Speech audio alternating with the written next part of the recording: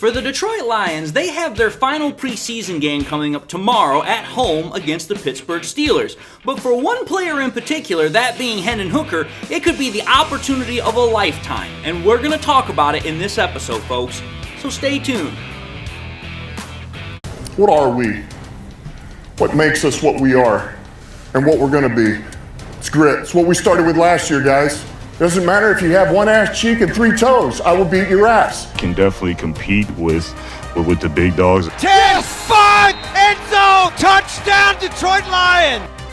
You guys are unbelievable, man. I'm telling you. We are driven by Detroit. Hello, Detroit Lions fans, and welcome on back to yet another episode of MCM Motor City Mania. I'm your host, David T. Pike, and as always, we're diving on in. My friends, for this episode here, what we're going to be talking about is how tomorrow's game against the Pittsburgh Steelers is a great opportunity. It is a perfect moment for quarterback Hendon Hooker to really shine. Now, why is that the case? Well, let's take a look at some of the history that's happened over this offseason. This offseason has been one that has had a lot of observation, it's had a lot of attention when it comes to the Detroit Lions quarterbacks.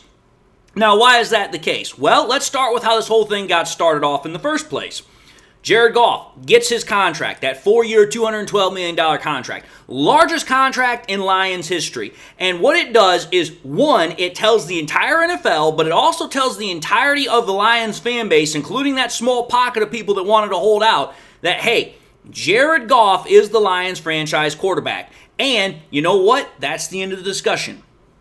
However, though, after that whole contract situation got finally resolved and Jared Goff was firmly cemented in his spot, the real attention started to change to the backup quarterback position.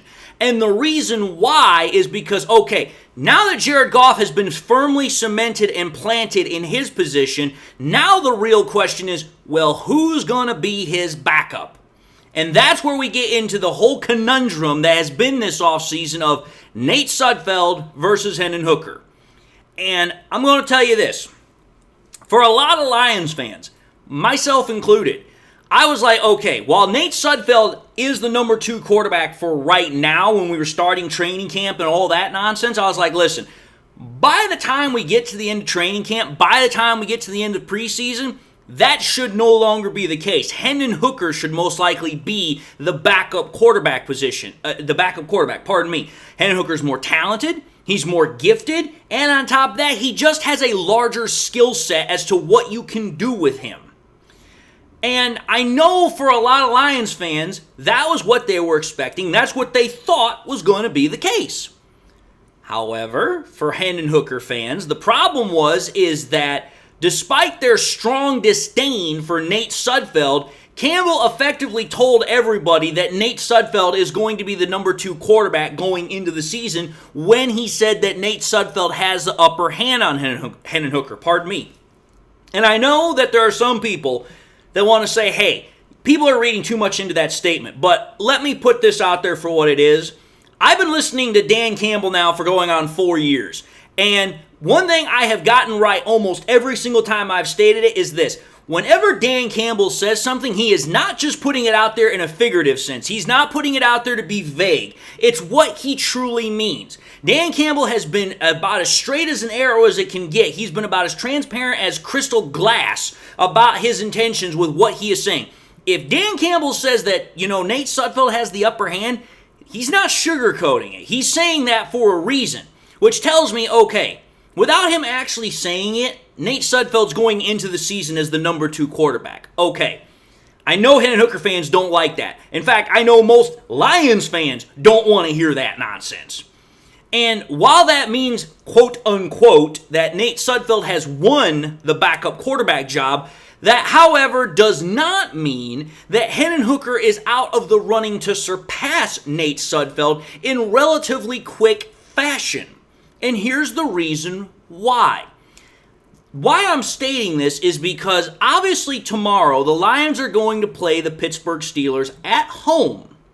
And the reason why that's big for Hendon Hooker is because he is going to be playing against the starting defense of the Steelers. Now, why is that big? Well, let's understand where all this news is coming from first and foremost. According to reports from Mike Tomlin, the Pittsburgh Steelers head coach, he has stated that he is going to play his starters for the final preseason game, which is something that Mike Tomlin has done quite a bit over the last couple of years. Now, the reports indicate that he's going to play the entire first team offense, but it also states that he's most likely going to play the majority of his defensive starters. Now, what exactly does that mean? Well, I would be willing to bet that guys like Hayward, also TJ Watt, they're probably not going to suit up. But I would state that virtually everybody else, they are going to start. They are going to play. And why that is big news is because it is a perfect opportunity. It's a perfect chance for Hooker to really show his growth. And it's also a perfect moment for him to show if he's ready to take over the backup quarterback responsibilities from Nate Sudfeld sooner rather than later. And why is that important? Why is that news really something that I'm focusing on here? And the reason why is because other than the fact that Hooker's going to be facing against starting level talent, which is obvious, as I just stated, it's because it really is going to showcase what Hendon Hooker has to provide. And there's a couple of reasons why. Here they are. Reason number one. Let's just understand something here. The Steelers' defense is still a really good unit. It's still a strong unit. Now, last year, it was average at best in terms of the statistical numbers. But if you go to PFF, the analytical company, according to them, in 2023, the Steelers had the 7th best overall defensive grade. They had an 80.9. They also had the 9th best run defense grade with a 69.1. And they had the 4th best pass rushing grade with an 88.6. My whole point of the matter is this. While the stats are showing that the Steelers' defense probably was at best an average defense last year, this is still a defense that knows how to do its job, which, let's understand something. The Steelers are a team that have a long tradition, they have a long history of putting out quality product. It may not be the best quality in recent years, but it's still a decent squad. And furthermore, let's keep this in perspective. Like I said, while Hayward and Watt are most likely not going to play, think about who will be playing for that Steelers defense. You got other guys like freaking Dante Jackson, who they just picked up from the Panthers, who was a guy that some Lions fans thought we should pick up in the offseason. We're going to be facing against our former safety, Deshaun Elliott. He's most likely going to play. There's going to be Minkah Fitzpatrick out there as well. And there's going to be Joey Porter Jr., a guy that a lot of Lions fans wanted to draft, I think it was a year ago. All of those guys, I have no doubt, are most likely going to play, which means, hey, Hendon Hooker is going to be facing against some big-name guys on the opposite end of that field. He's going to have to contend with them. That's going to be a really good, really big challenge for him. And it's like I said, it's going to be an immense opportunity for Hooker. Because think about this. Not only is Hooker going to be going up against those guys, but here's the second reason why this is good for Hooker. Because it's going to pit Hooker against Mike Tomlin's defensive scheme. Think about that one, folks. Most people kind of forget this, but Mike Tomlin has long been considered one of the best head coaches in the NFL. Obviously, over the last couple of years, there's been a lot more chirping, there's been a lot more talk in the background that Mike Tomlin's lost a step. But let me put it to you this way. If Mike Tomlin were to hit the free agency market, he would have no problem finding a damn job. Furthermore, Mike Tomlin is considered one of the best defensive minds in football. Because think about this. Before he became a head coach with the Steelers, he was a defensive backs coach with the Tampa Bay Buccaneers underneath Tony Dungy. Yeah, the same Tony Dungy that won a Super Bowl with the Colts. That Tony Dungy. That was where he learned the Tampa 2 defense. And think about it. Tomlin has always managed to find ways to win for the Steelers, even when the team has not overall been good. And that has been more a testament to Tomlin's ability to manage the roster and to have really good defenses despite the offenses not being that good. And that's especially true in recent years. Now, when you take all that and put it into perspective, for Hooker to go against Tomlin's very good defensive scheme, and with most of the defensive starters probably going to play, that's going to be an excellent test for Hooker because it's going to, one, put Hooker under pressure to perform, and it's going to put him in a position, a situation where he's going to have to play at a very high level against a sound defensive mastermind in Tomlin who knows how to get the best, even when we're talking about vanilla concepts. Because again, it is going to be a preseason game. It's not like Tomlin's going to throw the absolute, book at frickin' Hooker, but that doesn't mean he's not going to throw him some curveballs every once in a while. It's still going to be a worthwhile experience for Hooker. So that's reason number 2. Reason number 3 that this is going to be a big opportunity, a big moment for Hendon Hooker. It's going to be Hooker's first time playing in front of the home crowd. It's going to be his first time playing at Ford Field. For Hooker to get his very first start, even if it's a preseason game, his very first start is going to be on home turf against the Steelers' starting defense. That's going to be a huge comfort for a developing quarterback like Hendon Hooker. To have the home crowd cheering him and the rest of the team on, that's going to give Hendon Hooker all the comfort he's going to need rather than being on somebody else's home turf to make sure that he has a solid impact.